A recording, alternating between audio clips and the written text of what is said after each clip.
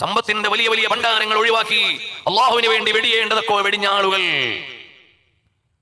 നമ്മൾ പലിശ വെടിയണം, പലിശയിലുള്ള ലോണുകൾ വെടിയണം, ഹറാമായ വരുമാനങ്ങൾ വെടിയണം. അതാണ് നമുക്കുള്ള ഹിജ്റ. മഹാന്മാരായ സ്വഹാബത്തിന്റെ ഹിജ്റ അക്കാലത്ത് മക്കയിൽ നിന്ന് എല്ലാം വിട്ടെറിഞ്ഞുകൊണ്ട് ദീനിന്റെ സംരക്ഷണത്തിന് വേണ്ടിയുള്ള പലായനമായിരുന്നു. നമ്മുടെ ഹിജ്റ എന്താണ്? അള്ളാഹു വിലക്കിയ മുഴുവൻ കാര്യങ്ങളിൽ നിന്ന് വിട്ടുനിൽക്കുക. അള്ളാഹു തആല വിലക്കിയ മുഴുവൻ കാര്യങ്ങളിൽ നിന്ന് വിട്ടുനിൽക്കുന്നവനാണ് മുഹാജിർ.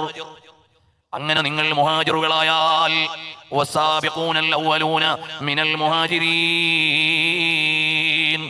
മുഹാജിരീങ്ങളായ ആളുകൾ വൽ അൻസാർ, അള്ളാഹുവിന്റെ പ്രീതിക്ക് വേണ്ടി വിനിയോഗിക്കേണ്ടതെല്ലാം വിനിയോഗിച്ചവർ. എനിക്ക് അള്ളാഹു ആരോഗ്യം തന്നു, അത് അള്ളാഹുവിന്റെ ദീനിനു വേണ്ടി ചെലവഴിക്കട്ടെ. അള്ളാഹു എനിക്ക് കോടികളുടെ ആസ്തി തന്നു, അത് അള്ളാഹുവിന്റെ പ്രീതിക്ക് വേണ്ടി ചെലവഴിക്കട്ടെ. അപ്പോഴാണ് നമ്മൾ അൻസാറുകളാവുക. അള്ളാഹു തആല എനിക്ക് നല്ല ബുദ്ധിമാന്മാരായ മക്കളെ തന്നു, ആ ബുദ്ധിമാന്മാരായ മക്കളെ അള്ളാഹുവിന്റെ ദീനിനു വേണ്ടി ഞാൻ ചെലവഴിക്കട്ടെ.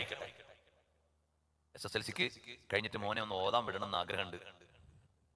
ഫുള്ള് A+ കിട്ടുമ്പോൾ ഈമാനാണ് തെറ്റും. ഫുൾ A+ ഒക്കെ കിട്ടി, ഇനിയിപ്പോ ഒരു മെഡിസിൻ എഞ്ചിനീയറിംഗിനൊക്കെ പോട്ടെ. അപ്പൊ പൊട്ടന്മാരെ ദീനു വേണ്ട.